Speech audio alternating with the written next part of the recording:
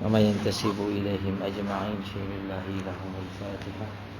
أعوذ بالله من الشيطان الرجيم. بسم الله الرحمن الرحيم. إياك نعبد وإياك نستعين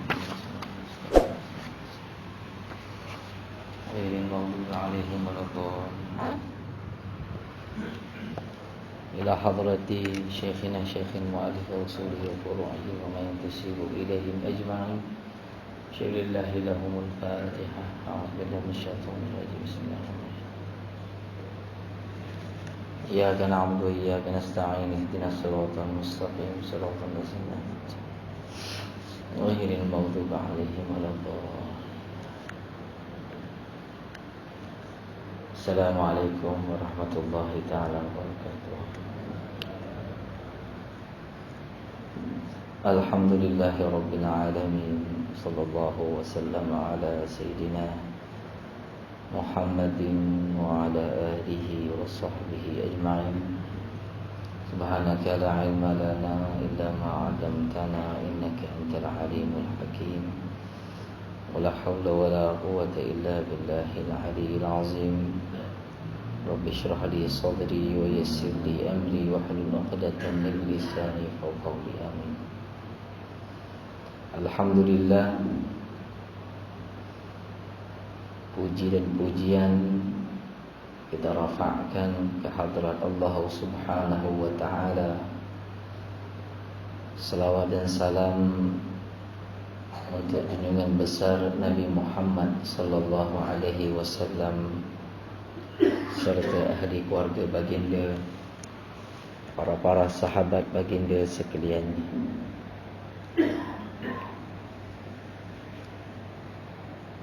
Alhamdulillah, pada kuliah yang lalu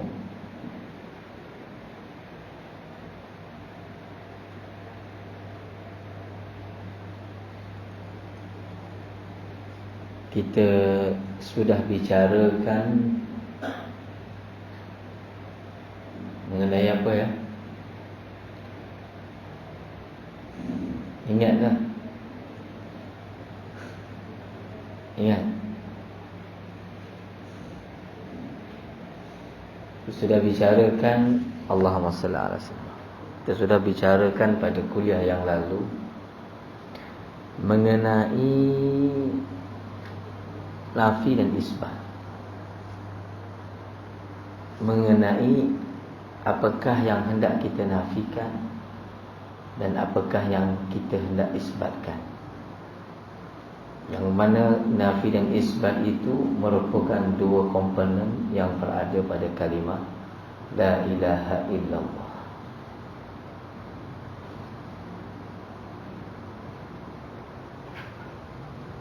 Dan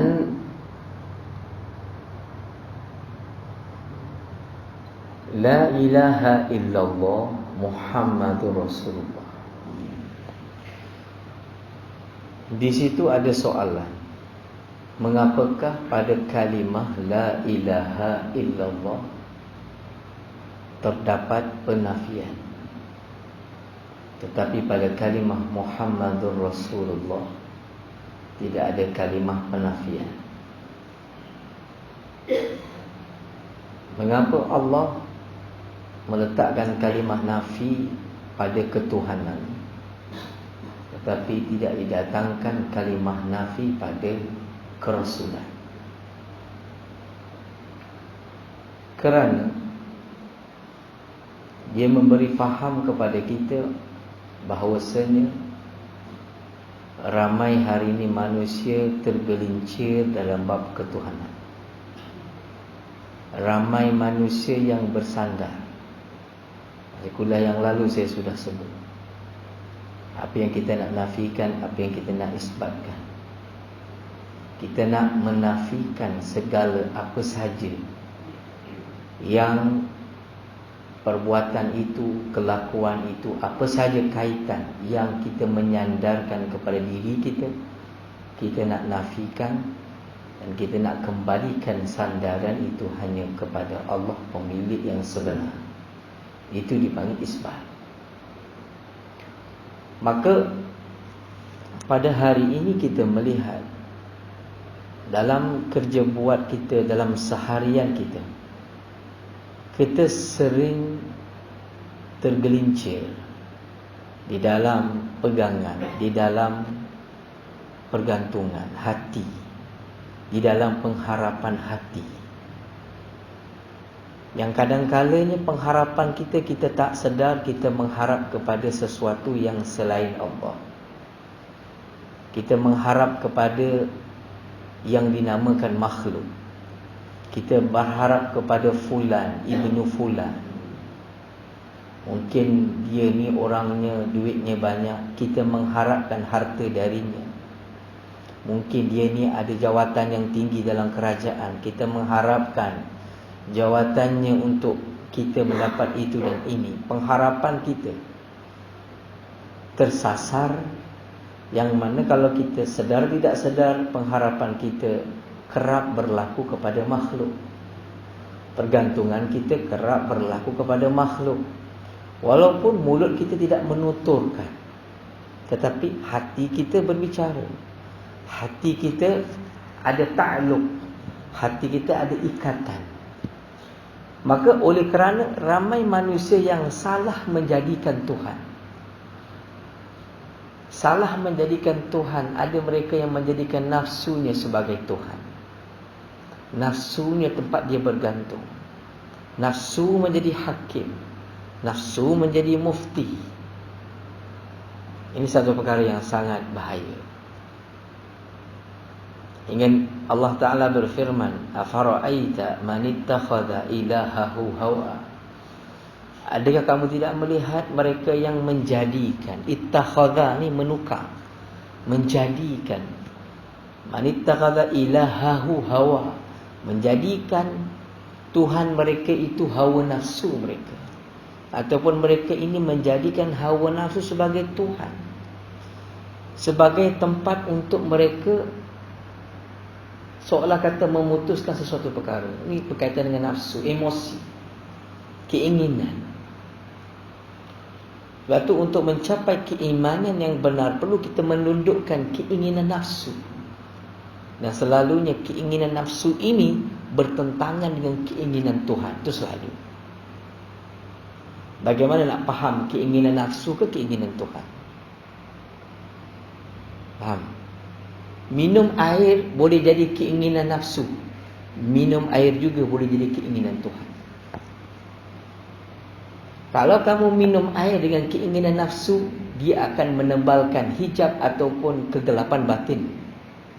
Tapi kalau kamu minum air tetapi bukan dengan kehendak nafsu, tapi dengan kehendak Tuhan, kamu menyandarkan elemen ketuhanan ketika kamu minum air, ketika itu minum air kamu menjadi ibadat. Hari ini ramai orang menjadikan nafsunya sebagai Tuhan. Apa yang nafsunya kata betul, terus dia mengatakan betul, mengeluarkan fatwa, menghukum orang itu dan orang ini, kerana hanya berpandu bernafsu. Apa nafsu yang suka, gembirakan nafsu, gemukkan nafsu. Dan hingga hari ini nafsu kita mengatasi daripada rohani kita. Apa saja yang nafsu nak, kita sanggup buat apa saja, kita sanggup korban apa saja, semata-mata hendak menggemukkan nafsu.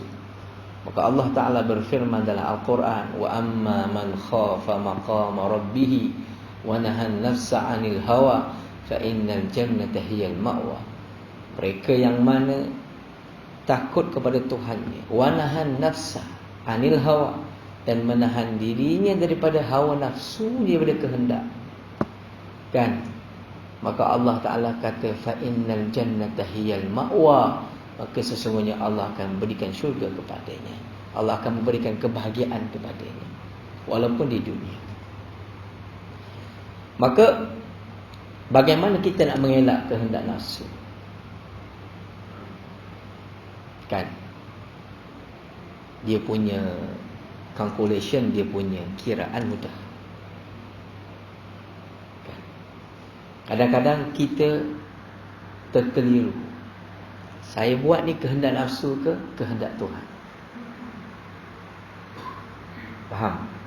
Dia selalunya kehendak nafsu ni dia akan membuahkan sifat-sifat mazmumah. Itu kehendak nafsu. Bila kita melakukan suatu perkara, dia membuahkan sombong. Itu nafsu. Bila kita buat satu perkara, menzahirkan, melahirkan ujub. Itu nafsu. Maka hati-hati dan jaga-jaga. Lama-lama tanpa kamu sedar, kamu sudah menjadikan diri kamu, nafsu kamu sebagai Tuhan kamu yang kamu sembah setiap hari, tanpa kita sedar. Tetapi bagaimana yang dikatakan kehendak Tuhan? Kehendak Tuhan bila mana kita melakukannya, dia tidak membuahkan kepada kita sifat-sifat yang mazmumah tadi. Bahkan dia melahirkan kepada kita sifat mahmudah. Kita buat perkara yang sama, tetapi dia melahirkan sifat tawadhu. Kita buat perkara yang sama, tapi dia melahirkan sifat rendah diri, sifat bersangka baik. Segala sifat mahmudah terlahir daripada jiwanya. Kerana kelakuan itu dia melakukan bukan dengan kehendak nafsunya, tetapi kehendak Tuhan. Itu ketika mana Sayyidina Ali karramallahu wajhah, dalam peperangan yang kita sering dengar, ketika mana dia sudah hampir ingin menikam musuh, tiba-tiba musuh meludah mukanya. Ketika itu dia menarik kembali hunusan pedang tersebut. Maka orang bertanya, wahai Sayyidina Ali, kenapa kamu tidak pancung saja musuh, sedangkan pedang kamu sudah berada di atas lehernya? Sekali cantas selesai. Dia kata, aku khawatir kerana sebelum itu tidak datang perasaan itu. Sebelum itu perasaan aku berperang hanya li'ila'i kalimatillah, nak meninggikan kalimah Allah. Tapi aku khawatir bila mana dia meludah muka aku, ketika mana aku membunuhnya, aku khawatir di situ ada sedikit bibit-bibit aku membunuh kerana keinginan diriku, kerana nak membalas dendam, nak membalas geram, kerana dia meludah di atas mukaku. Ketika itu bukan lagi kerana Allah, tetapi kerana diriku, maka aku tarik pedang daripada membunuh si musuh itu. Sebab apa? Sebab dia tahu kalau dia bunuh juga, kan, dia bukan membuahkan kehambaan, dia membuahkan satu sifat. Ambil padan muka bawa tahu aku siapa. Sifat itu akan timbul. Bermakna kata perbuatan kita ketika itu bukan lagi kehendak Tuhan. Itu sudah bercampur dengan kehendak nafsu. Kalau kita terus menerus melakukan, lama-lama nafsu akan bermaharaja lili dalam qalbi kita. Ketika itu kan kita sedar tidak sedar, Allah tu makin lama makin lenyap daripada qalbi kita. Maka lantaran itu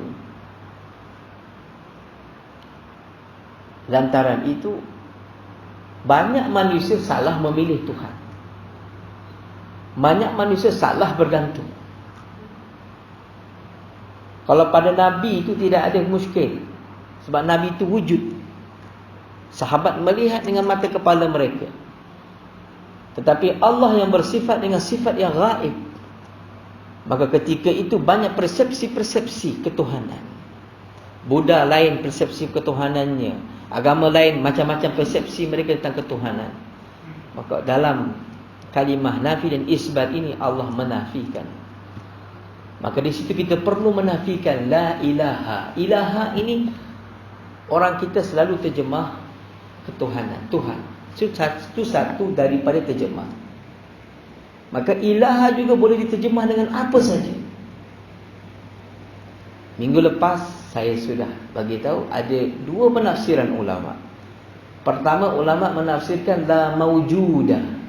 Ada ulama kedua menafsirkan la ma'budah. Tidak ada yang disembah melainkan Allah.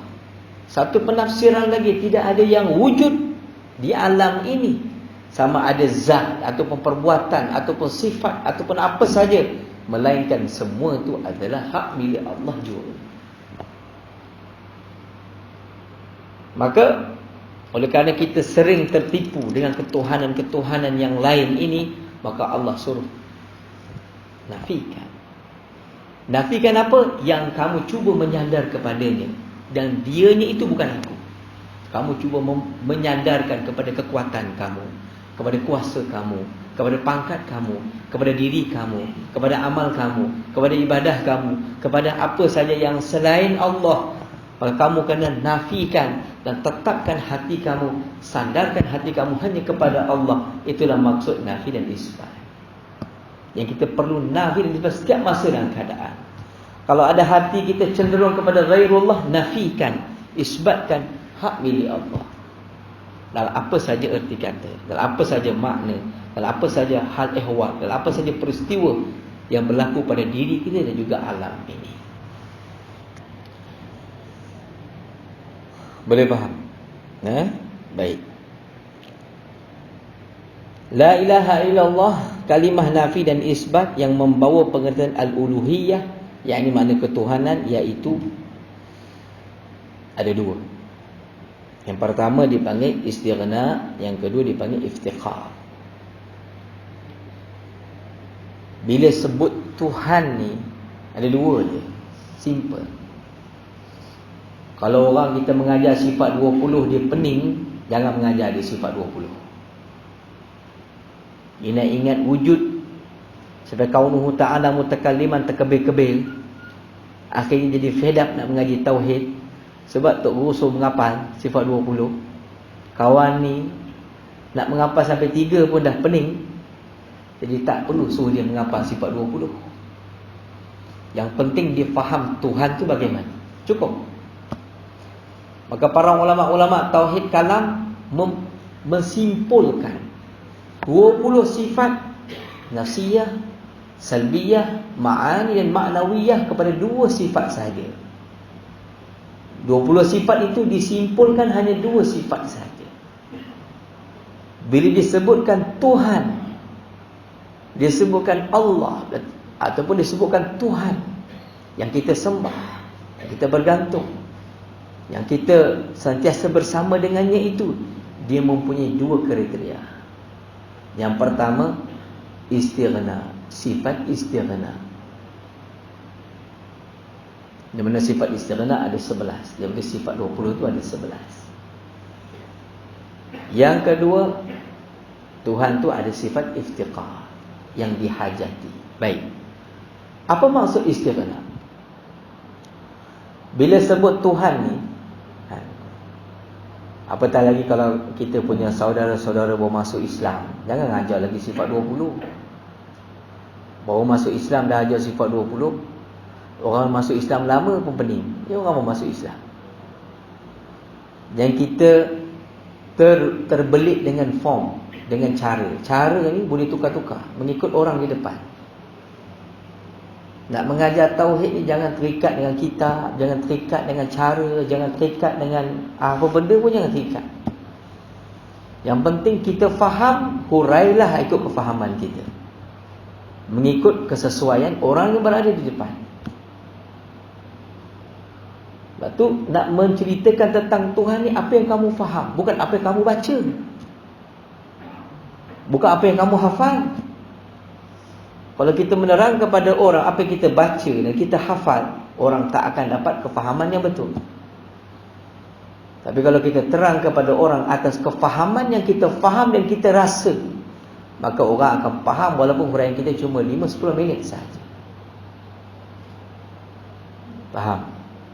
Jadi bila sebut elemen ketuhanan ini ada 2. Sebut Tuhan tu apa? Yang pertama, istighna'uhu an kulli syai'. Terkayanya Tuhan daripada setiap sesuatu. Terkaya maksudnya gapo? Tidak berhajatnya Tuhan kepada, tidak berhajatnya Tuhan daripada apa saja. Kulli syai'. Tidak ada sesuatu pun yang terkecuali. Semua termasuk dalam kulli syai'. Maknanya apa? Allah tidak berhajat kepada kita. Allah tidak berhajat kepada alam ini. Bahkan Allah tidak berhajat pun kepada amalan kita. Allah tidak berhajat kepada zikir kita. Allah tidak berhajat kepada munajat kita. Allah tidak berhajat kepada kita semua menyembahnya. Dia sedikit pun tidak berhajat.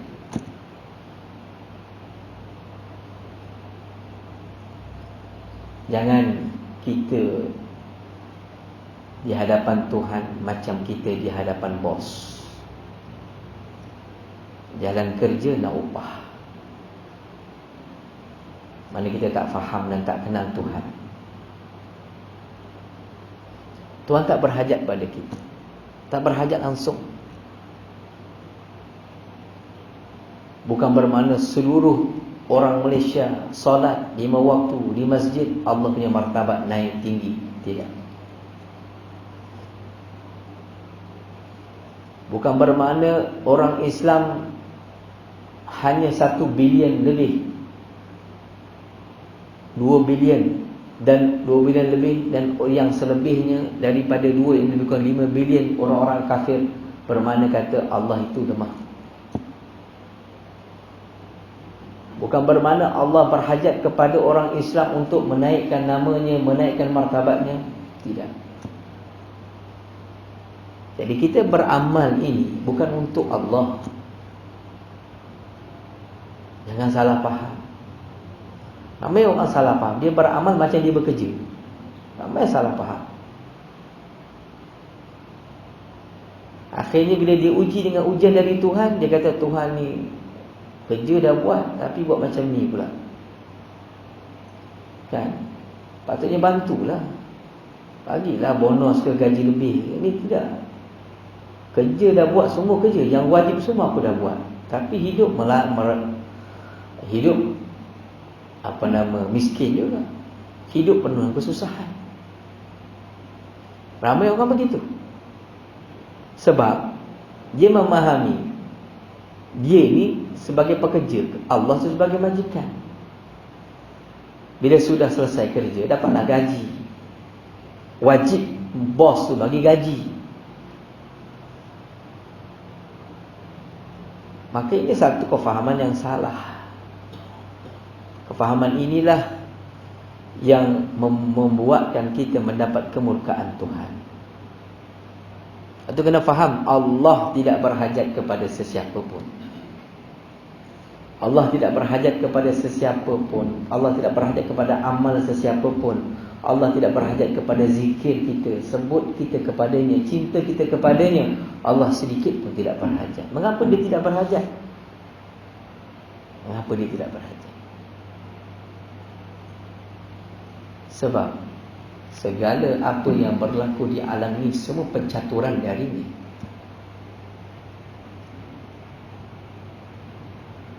Kita melihat orang Islam tinggal sekian persen, orang kafir sekian persen, orang Islam di itu, di ini, semua percaturan darinya juga.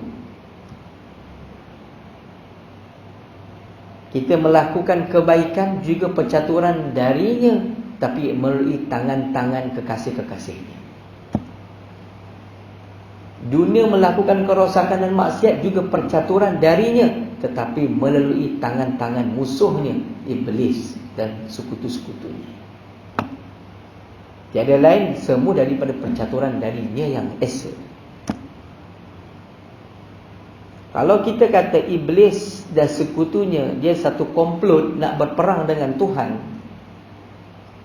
seolah kata ada satu kuasa yang lain yang berpihak kepada Iblis, maka kita salah faham. Faham? Kuasa hanya milik Allah semata-mata. Saya dah hurai dah, minta silap di awal kuliah. Kuasa tu hanya milik Allah semata-mata.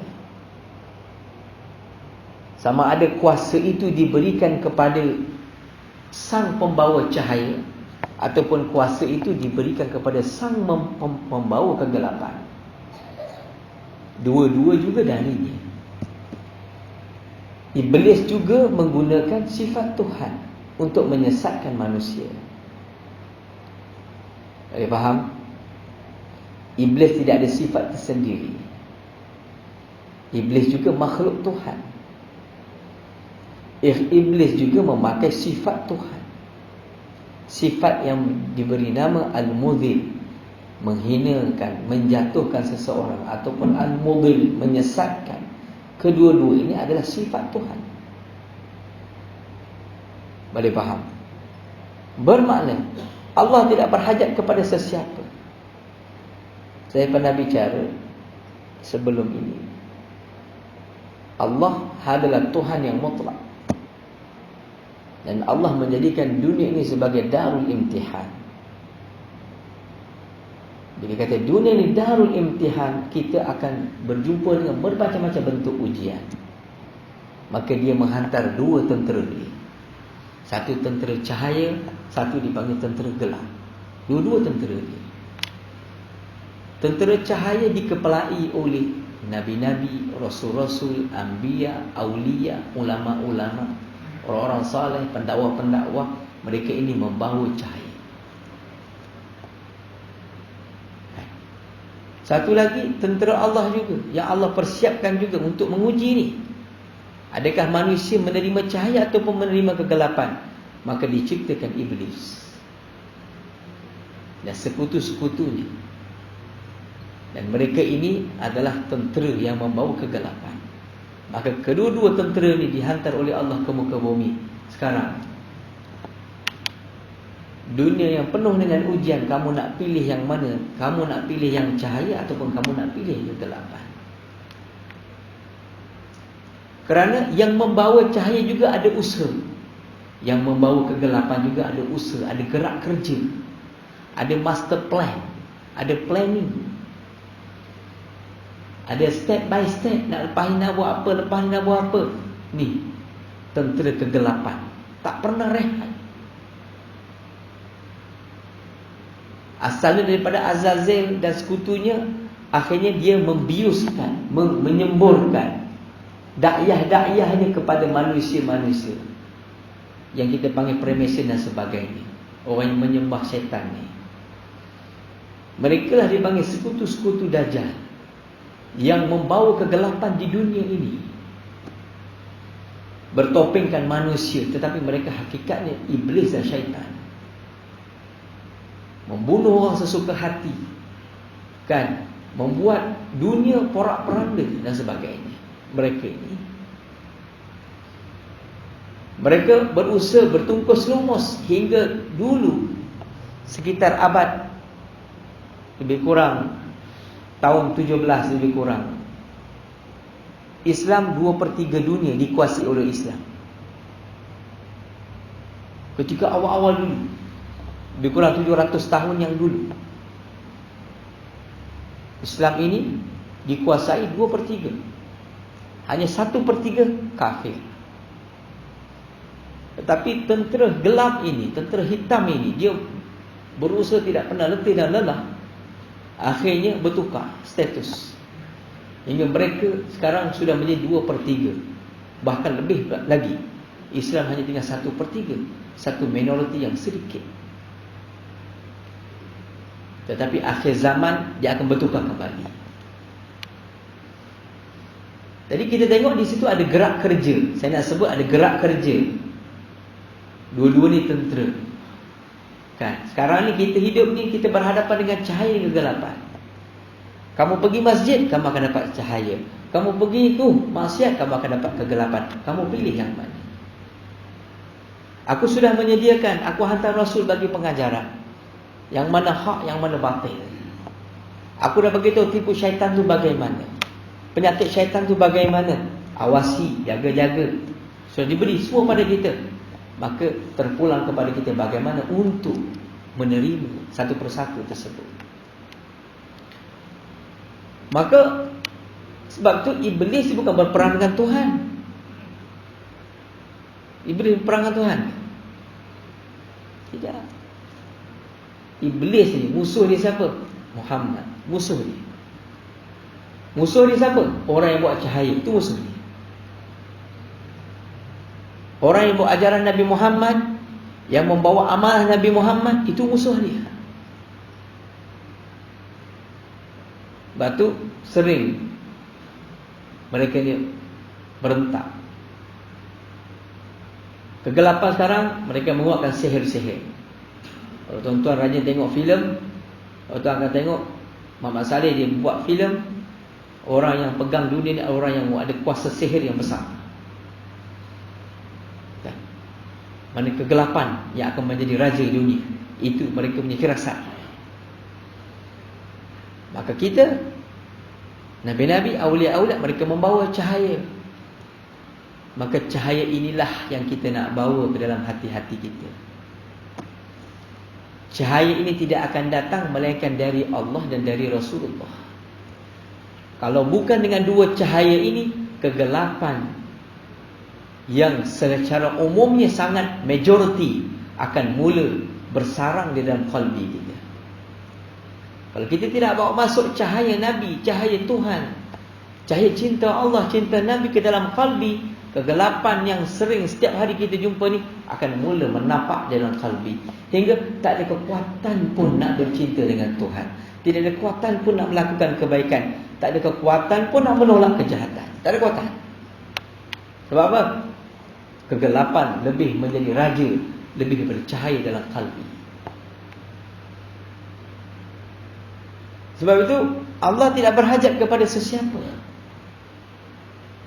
Allah menciptakan dua jentera tadi, dan Allah nak melihat adakah roh ini yang dulu pernah bersaksi kepada Tuhan di alam arwah, adakah dia boleh pulang kembali. Kalau orang kata hidup kat dunia ni nak buat apa? Nak balik. Kan orang tua-tua kita. Betul? Mari dunia ni apa? Nak balik. Ada orang kata kita dulu ahli syurga, kita nak balik semula ke syurga. Itu satu penafsiran. Tapi penafsiran yang lebih tepat, dulu kamu sudah beribadah dengan Tuhan beribu tahun di alam arwah. Sekarang Allah lemparkan kamu ke dunia ini dan diberi bermacam-macam bentuk ujian. Akalnya, nafsunya, syaitannya, bagai-bagai ini. Adakah kamu boleh menembusi segala aneka-aneka ragam ini? Adakah kamu dapat pulang kembali kepada Tuhan seperti mana dulu kamu sudah beribadah kepada Tuhan? Jiwa kamu sudah sujud di hadapan Tuhan. Adakah kamu dapat kembali jiwa kamu, rohani kamu kembali kepada Tuhan? Selagi mana kamu wala tamutunna illa wa antum muslimun, jangan kamu mati kalau kamu belum pulang. Pulanglah kamu. Pulanglah rohani kamu kepada Tuhan. Hingga kamu sujud rohani kamu bersimpuh di hadapan Tuhan sebelum Allah menarik nyawa kamu menghadap dirinya. Maksudnya begitu. Boleh faham? Itu maksud yang pertama. Tuhan ni istighna, tak berhajat kepada kita. Apa pun tak berhajat.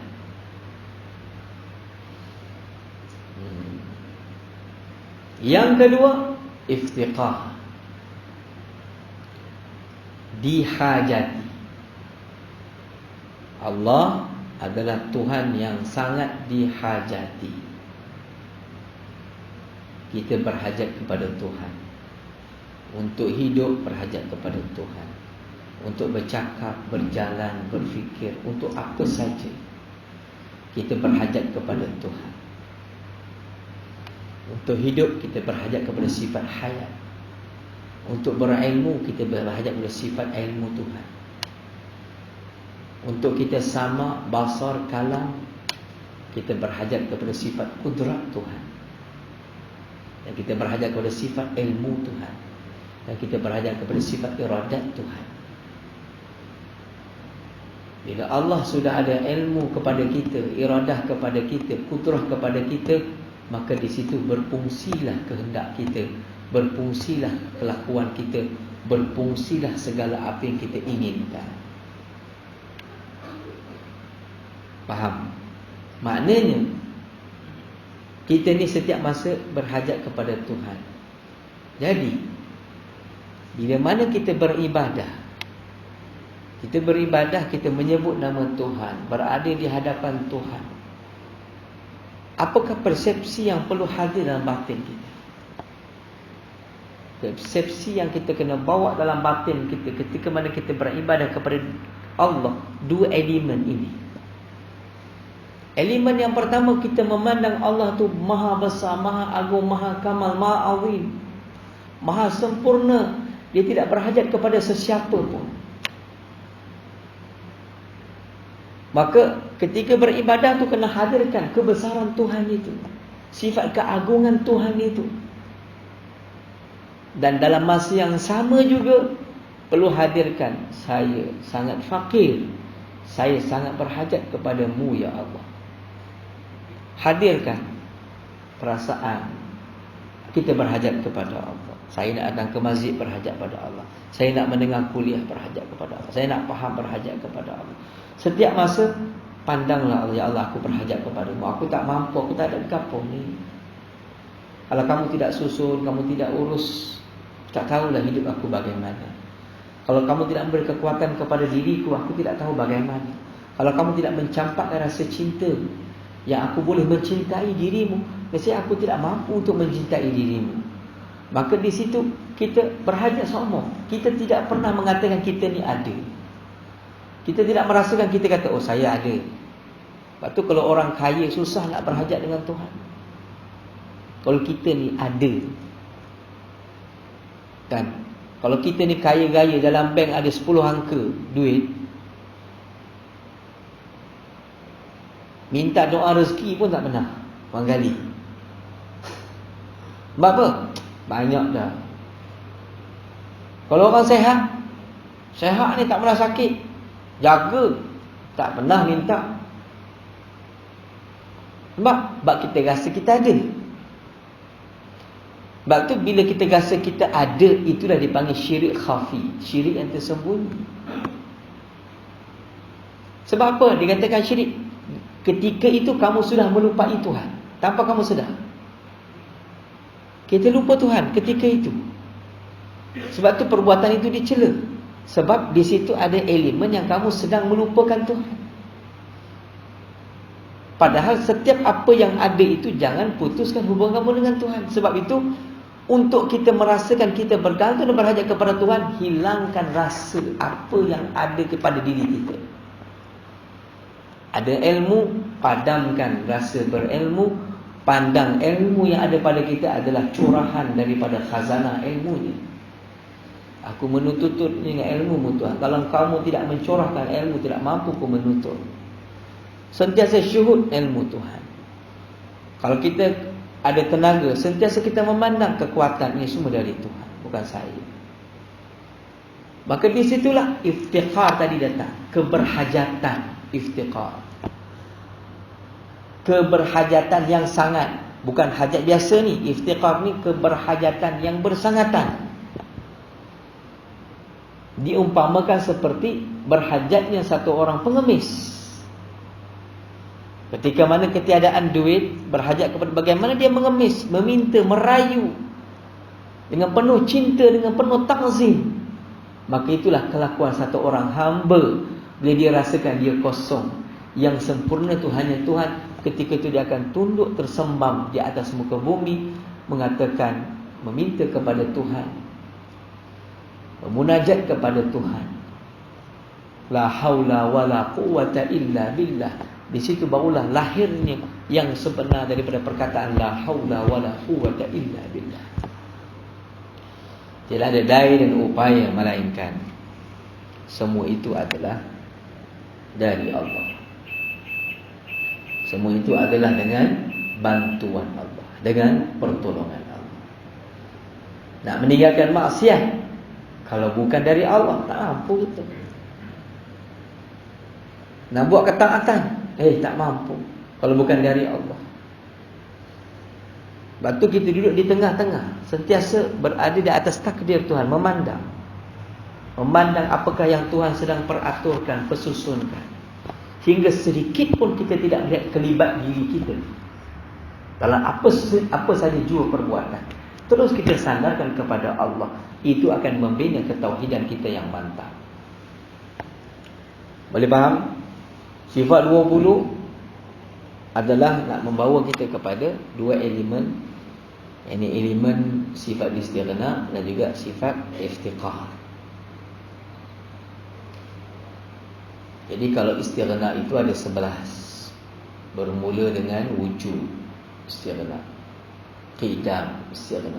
Baqa, istighna. Mukhalafatuhu ta'ala al-hawadis, istighna. Qiyamu ta'ala binafsi, istighna. Wahdaniyah ni iftiqar. Qudrat, iftiqar. Iradah, iftiqar. Ilmu, iftiqar. Hayat, iftiqar. Kan? Sama, basar, kalam, ini semua istighna. Qaulu ta'ala sami'an, qaulu ta'ala basiran, qaulu ta'ala mutakalliman, ini sifat istighna. Sifat iftiqar ada 9, istighna ada 11. Baik. Jadi kalau kita nak cerita ke orang tentang Tuhan, kamu kena faham Tuhan kamu yang pertama, dia terkait, tak berhajat kepada sesiapa. Tuhan orang Buddha, dia berhajat kepada orang yang mencipta. Dia berhajat kepada tukang pahat yang memahat. Kan? Dia bukan tercipta dengan sendiri. Dia mesti dibina, dibuat, disusun daripada batu-batu. Maka jadilah dia simbolik ketuhanan. Kan? Dia berhajat. Dia berhajat kepada pergantungan. Dia berhajat kepada keselamatan. Ketika mana berlaku heboh di Indonesia, satu patung yang besar tiba-tiba terbakar. Di situ menunjukkan kelemahan. Dia berhajat kepada perlindungan. Dia berhajat kepada protect untuk melindungi dirinya. Maka itu bukan hakikat ketuhanan. Kalau kamu fikir dengan akal kamu pun kamu boleh faham, takkan Tuhan begitu. Mana kuasa ni? Mana kehebatan? Bukti Tuhan itu dia hebat. Dia tak bergantung pada sesiapa untuk menjaganya, untuk memeliharanya, untuk menjadikannya, untuk apa saja. Dia tidak berhajat. Tak berhajat. Bahkan tidak berhajat orang memujinya. Bahkan tidak akan jatuh martabatnya walaupun dunia semua menghinanya. Tidak. Itu Tuhan. Dan semua manusia berhajat kepada Allah. Allahus Samad. Allah tempat bergantung. Boleh faham? Hamba juga menyaksikan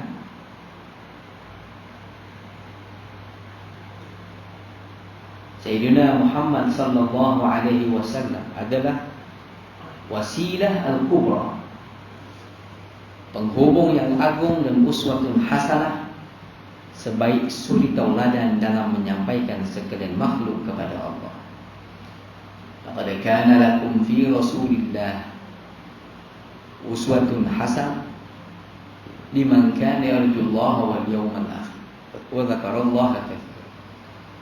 Sungguhnya telah ada pada diri Rasulullah sallallahu alaihi wasallam itu suri tauladan yang baik bagimu, yaitu bagi orang yang mengharap rahmat Allah dan kedatangan hari kiamat, dan orang yang banyak menyebut zikir akan Allah. Allah Subhanahu wa taala telah menjadikan Nabi Muhammad sallallahu alaihi wasallam sebagai penghulu kepada semua makhluk, sehingga tiada sempurna keimanan seseorang dalam kalimah syahadah, penyaksian, sehinggalah menyertakan dengan penyaksian kepada Nabi Muhammad sallallahu alaihi wasallam sebagai utusan Allah. Wahai saudaraku, ambillah ilmu ini dengan penuh adab, cinta dan fakir. InsyaAllah nescaya akan membuahkan ma'rifat dan kehabaran. Baik.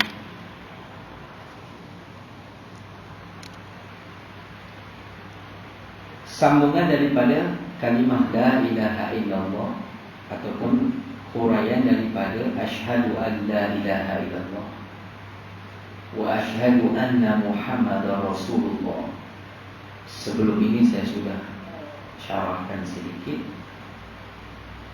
Tengoklah malam ini, mungkin boleh disyarahkan lagi akan hakikat keagungan kebesaran Nabi Muhammad SAW. Allahumma salli wa sallim ala Sayyidina Muhammad wa ala alihi wa sahbihi ajma'in. Penceritaan tentang Nabi Muhammad tidak ada kesudahan.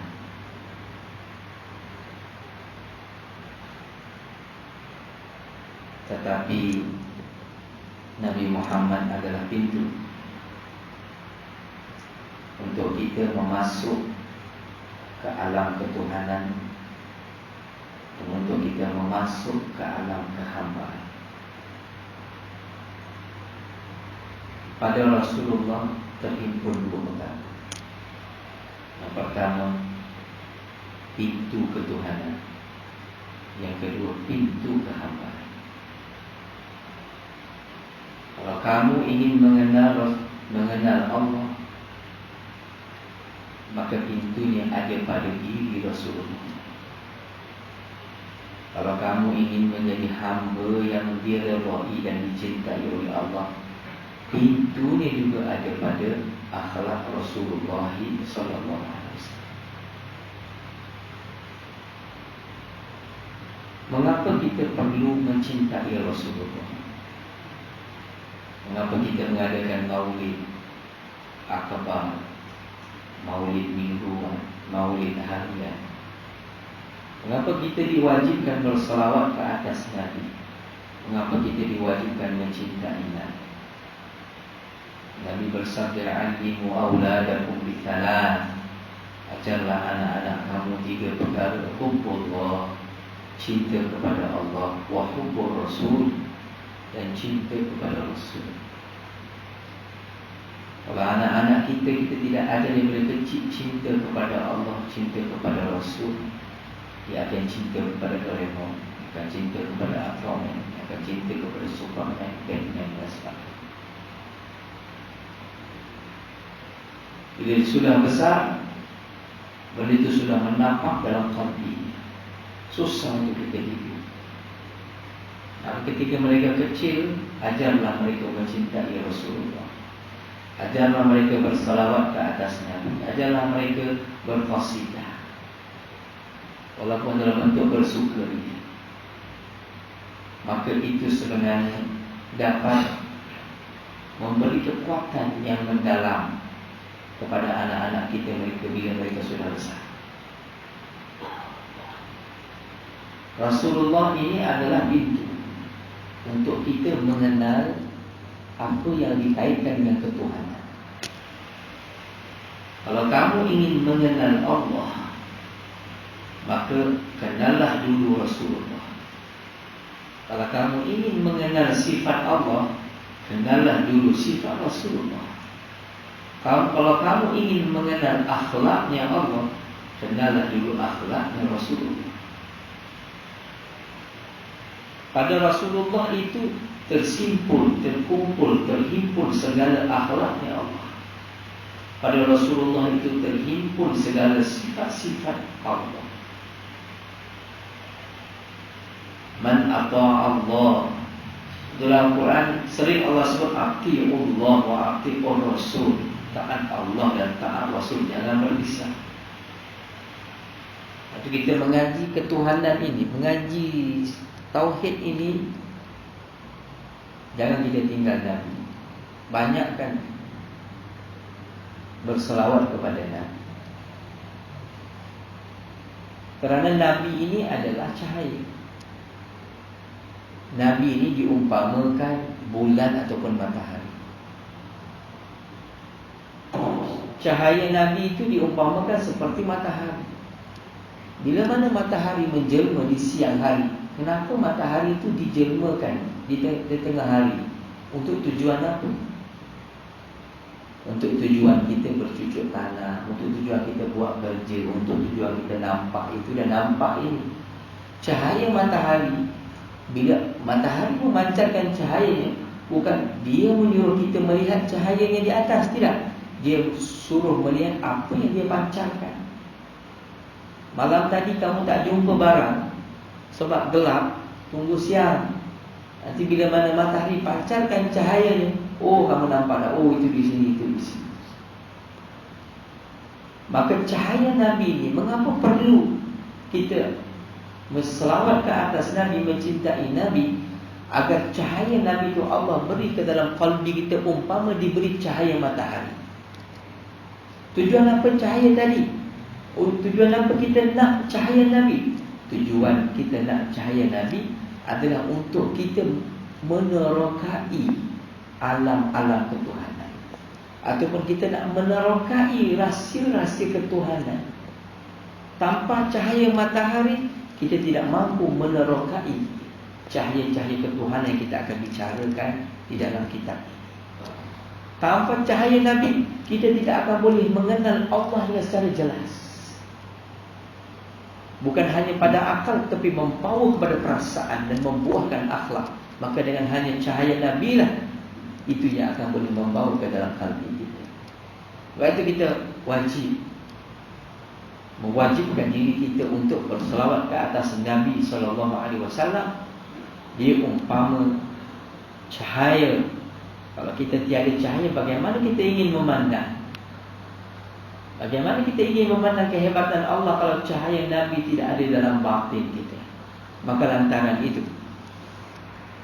kuatkanlah cahaya, maka kamu akan menerokai alam ketuhanan.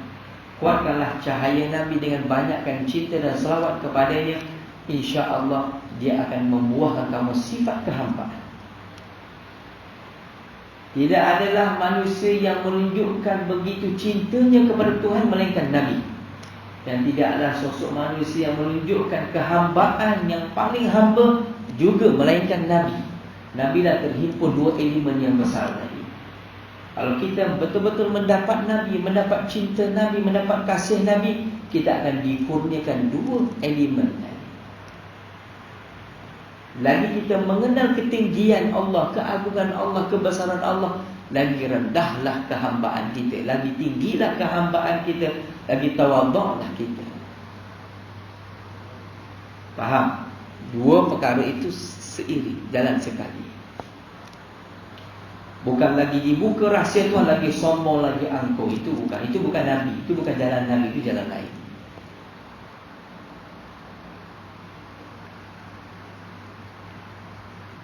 Maka galilah kita tentang rahsia-rahsia Nabi dengan mereka-mereka yang sudah diberi kefahaman oleh Allah. Bacalah kita tentang Nabi agar bertambah lagi zauq, cinta, kasih dan rindu kita kepada junjungan besar Nabi Muhammad SAW, dan dia merupakan kekasih Allah.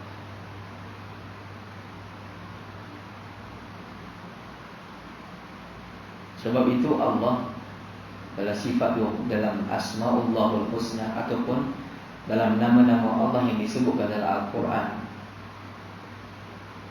Syekh Abdul Karim Jili dalam kitabnya Al-Kamalat Al-Ilahiyah, beliau menghimpunkan sifat-sifat Allah dalam Al-Quran dan juga asma-asma Allah lebih kurang 150 lebih yang disebutkan. Maka daripada sifat-sifat Allah ini terdapat 18 sifat saja yang dipanggil sifat jamak, sifat jalan. Jalannya apa? Contohnya Al-Khafid, Al-Mumit, yang menjatuhkan, yang mematikan, yang menghinakan, Al-Mudhil. Itu dipanggil sifat jalan. Jalannya apa? Sesuatu yang kita tidak suka kalau berlaku pada diri kita.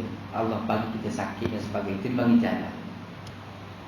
Jalan ni sesuatu yang Allah buat kepada kita, kita tidak suka, sebagai jalan. Maka daripada sifat-sifat Allah yang banyak ini, ada 18 sahaja sifat Allah yang berbentuk jalan, berbentuk elemen yang kita tidak suka. Dan dia merupakan perkara yang ada tapi jarang-jarang. Tapi elemen sifat-sifat Allah yang lain kebanyakannya semua berkonsepkan jamal. Jamalnya apa? Sesuatu yang kita gembira, kita suka. Saya sering tanya, cuba kamu analisa diri kita sendiri. Dalam hidup kita, kita berjumpa yang senang berapa peratus, yang susah berapa peratus. Itulah kita boleh faham bagaimana Tuhan melakukan kepada kita. Dia banyakkan yang jamal ataupun yang jalan. Setelah dianalisa, kadang-kadang kita perhatikan 95% hidup kita semuanya jamal, semuanya indah. 5% itu pun dekat-dekat uzur-uzur, dekat hujung-hujung hayat, diberi sakit, 3 tahun, 2 tahun, kadang-kadang sekejap je, sebulan, 2 bulan, innalillah. Maknanya kita berhadapan dengan sesuatu perkara yang mungkin kita tidak gembira, itu cuma 5%, mungkin 3%, mungkin 4%. Soalannya mengapa begitu? Mengapa Allah sentiasa memberikan sifat kebaikan kepada kita? Bahkan Allah sentiasa melakukan kebaikan kepada kita, cuma kita kadang-kadang tidak sedar. Yang jalal itu kadang-kadang je. Yang dikatakan susah, yang dikatakan sedih, yang dikatakan musibah itu kadang-kadang je. Tapi yang itu yang kita pandang. Yang seronok, yang gembira kita jarang pandang. Kerana apa? Rahsianya adalah kerana kita ini diciptakan oleh Allah daripada nur Nabi Muhammad sallallahu alaihi wasallam. Maknanya kita ini ada hubung kait dengan Rasulullah. Maka Rasulullah itu dipanggil Habib, kekasih. Maka segala apa yang berkaitan dengan Habib, maka dia pun Habib, dia pun dikasih oleh Allah. Kita ni semua ada kaitan dengan Nabi. Batu Nabi Adam dipanggil Abul Bashar, bapa manusia. Rasulullah dipanggil Abul Ruh, bapa rohani. Rohani kita semua ni, rohani, roh-roh kita semua. Siapa bapanya? Bapanya adalah Rasulullah SAW. Lepas bila kita berselawat, tujuan kita nak apa? Nak menyambungkan kembali rohani kita dengan rohani Rasulullah SAW. Bila kita berjaya menyambungkan rohani kita dengan rohani Rasulullah, maka segala kebaikan akan mula masuk ke dalam qalbi kita. Kita bukan menyambung rohani kita dengan syaitan. Kita bukan menyambung rohani kita dengan nafsu. Kita menyambung rohani kita dengan syaitan, dengan nafsu, elemen jahat yang akan masuk dalam qalbi. Kalau kita menyambungkan rohani kita dengan Rasulullah, elemen kebaikan akan masuk ke dalam qalbi. Maka lantaran itu alam ini rahmat, wa ma arsalnaka illa rahmatan lil alamin. Tidak aku utus engkau yang maha melainkan memberi rahmat. Rasulullah itu memberi rahmat. Kita ni mendapat rahmat, dunia ni juga mendapat rahmat, kerana ada kaitan dengan Rasulullah sallallahu alaihi wasallam. Sebab itu barang siapa yang meletakkan Rasulullah itu benar-benar dalam kalbinya, orang ini sentiasa akan mendapat rahmat Tuhan. Man shalla alayya salatan sallallahu alaihi wasallam. Barang siapa yang selawat ke atas Nabi sekali, sallallahu, bila disebut Allah bersalawat, bukan bermakna Allah menyebut Allahumma salli ala sayyidina Muhammad. Jangan faham begitu.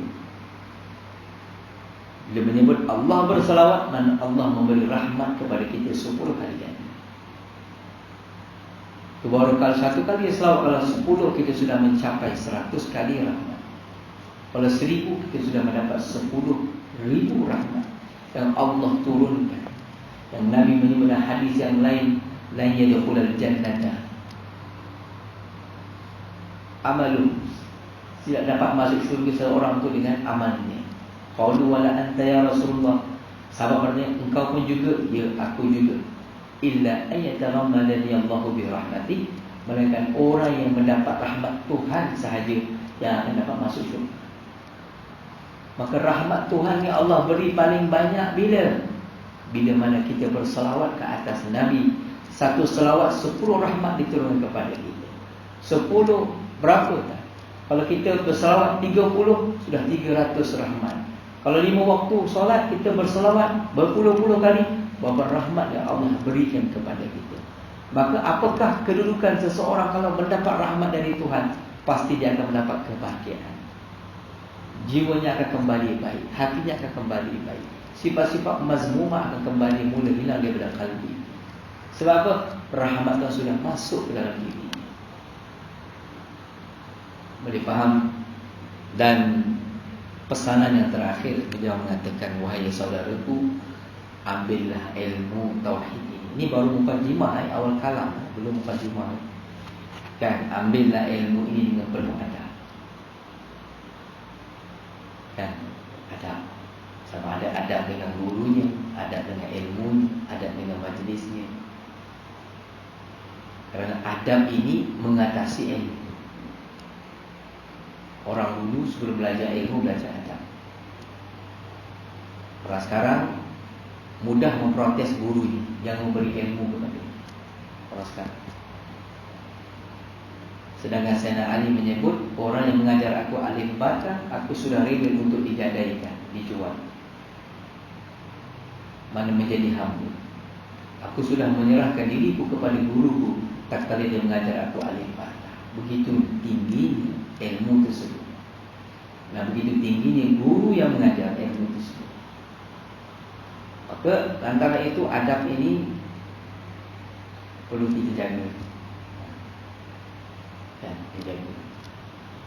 Kalau kita nak bicara adab, mungkin kita sering mendengar ada adab dalam majlis, ada adab dengan guru. Jadi sebabnya adab ni banyak. Pertama, ada kala sesuatu ilmu yang kita baru dengar, dan kita tak faham ilmu tersebut. Jangan sama sekali kita cuba menghukum ilmu tersebut. Sebab kita bukan ahli. Ramai hari ini orang membaca satu kitab dan dia tak faham, dia terus menghukum, kata kitab itu sesat, ilmu ini sesat, guru yang menulis kitab ini semua sesat. Padahal ilmu yang dibaca dia sendiri tak faham. Kita kena faham, ilmu ketuhanan ini semua ilmu para wali, ilmu kekasih-kekasih Allah. Jadi kita bukan bermusuh dengan Tuhan kita, kita bermusuh dengan ilmu kekasih-kekasih Allah. Cuma cara kita mengkritik itu tidak betul dan tidak benar. Sebab apa? Kita tak dahului dengan akhlak tadi, adab tadi. Atau kalau satu perkara yang kamu melihat guru kamu melakukan yang bercanggah dengan ilmu yang kamu faham, jangan sama sekali kamu mempertikaikan dahulu. Kamu kena cari jawapan, mengapa guru aku melakukan demikian. Contoh, kan? Ataupun apakah maksud ungkapannya ini, perlu diteliti, diminta pencerahan, mungkin daripada guru itu sendiri. Kan? Selepas sudah nyata betul kesalahannya, tidak perlu kita copy paste viral dalam Facebook. Dalam masa sekarang sikit viral dalam Facebook dan sebagainya. Maknanya ini adab yang tidak ada dalam masyarakat. Kalau kamu tidak puas hati seseorang, kamu viral buat apa? Baru ni ada 3 hari lepas orang viral tentang ada orang Pakistan minta derma, kata ada madrasah tahfiz. Dan setelah tu dia kata, kita dah jumpa satu orang yang kutip derma untuk diri sendiri, untuk individu, bukan untuk madrasah. Jadi diviralkan, tapi mendapat tentangan yang, kecaman yang begitu dahsyat juga daripada netizen kerana kelakuan tersebut. Ini dipanggil apa ni? Ini tiada adab. Atau ilmu ketuhanan ini kita belajar ni mesti bersulamkan dengan adab. Adab ni apa? Saya ni prinsip mudah. Adab ni apa? Adab ni bukan satu disiplin, satu protokol, mesti begini. Tidak. Bagaimana suami nak berlaku adab kepada isteri, isteri nak beradab kepada suami, anak dengan ibu bapa dan sebagainya. Simple. Adab adalah melakukan sesuatu perkara yang menggembirakan orang di depan kamu. Kamu sebagai anak, apakah perbuatan yang menggembirakan ibu dan ayah kamu? Saat ini, ketika ini, waktu ini, masa ini, apa dia lakukan? Itu dipanggil adab. Ada kalanya kalau kita berada di hadapan guru hendak kita berbicara dengannya, bercakaplah kita dengannya. Itu adalah dengan adab. Ada kalanya guru tak nak berbicara, dia nak kita bercakap, dia nak kita senyap. Maka itulah adab. Mengerti kehendak guru ataupun melakukan perkara yang mengembirakan guru dengan kefahaman, dengan perasaan yang dia rasa, itu dipanggil adab. Adab yang tinggi. Sebab tu adab ini akan terhasil bila kita banyak sohbah, banyak berkawan, banyak duduk, kita akan faham. kehendak dia, apa yang dia suka, apa yang tidak suka dan sebagainya. Maka ilmu tauhid ini tuan-tuan belajar dengan adab. Biar tak faham, tapi kalau dengan adab Allah akan buka. Ramai orang nak ilmu ketuhanan tapi tak ada adab, Allah tak buka. Masuk kiri tinggal kanan, keluar dari kiri, tak masuk dalam hati. Itu adab dia jaga. Yang kedua cinta. Cinta kepada apa? Cinta kepada guru, cinta kepada ilmu, cinta. Bila ada cinta, maka terbukalah pintu untuk kita memahami ilmu-ilmu tersebut. Atau kalau kita belajar, kita mesti mencintai ilmu yang kita belajar, dan kita mesti mencintai guru yang memberi kepada kita ilmu. Kan? Terpulanglah ke atas kefahaman kita bagaimana kita nak merealisasikan cinta tersebut. Kan? Kerana ada guru berbagai-bagai kerenah dan macam-macam, yang masing-masing kita akan faham bila mana kita duduk dengan dia lama. Maka ilmu ini perlu ada cinta. Cinta. Jangan belajar ilmu tanpa cinta. Atau saya kalau di madrasah, saya tanya, kamu belajar ilmu, kamu cinta ke tidak? Tak cinta, tak payah belajar, balik. Ada faedah mengaji tapi tak ada cinta. Kan? Mengaji ilmu fiqh ke, ilmu nahwu ke, ilmu apa, mesti datang rasa cinta. Sebab tu sebelum kita belajar, kita hadiahkan Fatihah kepada pengarang, seolah-olah kita berterima kasih, beri ilmu ni pada saya, kitab ini bukan modal awak kitab, tak menyusun. Terima kasih. Jaga kitab, cinta. Cinta kena ada pada ilmu. Ilmu juga dia ada emosi, tindak balas. Bila kita mencintainya, dia akan berilah kefahaman-kefahaman tadi kepada kita. Wajib mencintai ilmu. Dan yang terakhir, fakir. Adab, cinta dan fakir ni maksudnya berhajat. Bila kita masuk dalam kelas, apa saja ilmu, mesti kita fakir. Kosongkan kefahaman kita, kosongkan apa yang kita tahu, kosongkan. No, zero, tak ada apa.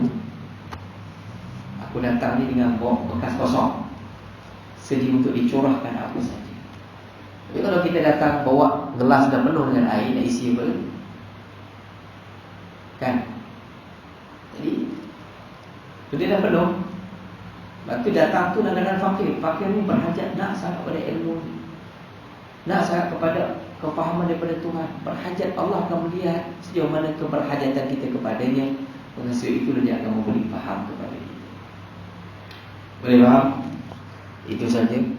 Wallahu ta'ala alam. Kalau ada soalan, boleh sedikit soalan.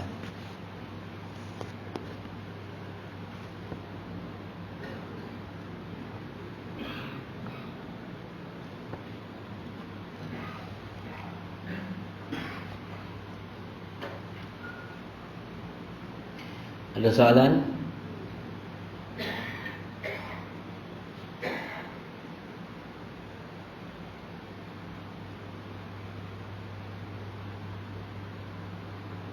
Ada?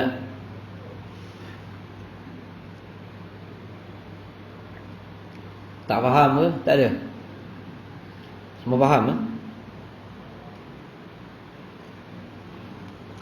Betul ke faham ni? Jadi kuliah tauhid saya di masjid Ubudiyah ni minggu pertama dan minggu ketiga. Hanya minggu kedua, keempat dan kelima Ustaz Sefang lagi. Jadi insya-Allah lah ilmu yang dipelajari ini bukan sekadar ingin tahu, tetapi kita nak bawa kepada pengamalan. Jadi sebelum ni saya sudah ijazahkan zikir. Tuan-tuan boleh berzikir. Saya ulang lagi sekali, berzikir ni mudah. Yang pertama, banyakkan taubat, istighfar. Rasa bersalah dengan Tuhan tu paling penting, supaya hilang sombong hati kita. Yang kedua, hubungkan rohani kita dengan cahaya Nabi dengan banyakkan selawat. hingga datang rasa cinta dengan Nabi. Yang ketiga, banyakkan zikir. Zikir apa? Zikir apa-apa pun tak apa. Apa tujuan zikir? Tujuan zikir nak ingat. Tujuan zikir lagi nak apa? Nak rasa. Ingat dan rasa. Rasa apa? Rasa rindu, rasa cinta. Berzikir sampai mana? Sampai ingat sama. Dah ingat akan rasa rindu. Rindu dengan Tuhan, cinta dengan Tuhan. Bila kita mendengar Asma'ullahul Husna, rasa cinta, rindu. Itu saya sebutkan, ambillah mana-mana zikir Asma'ullahul Husna, yang kita bila berzikir dengannya, kita rasa rapat sangat dengan Tuhan. Maka ambillah kalimah itu dan zikir kalimah itu. Sebab kita bukan nak melantunkan lafaz zikir, bukan. Kita nak membawa kepada rasa.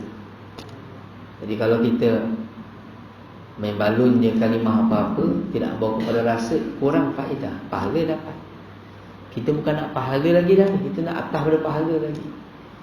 Kita nak rasa ni, kedekatan dengan Tuhan, rasa kehampiran dengan Tuhan.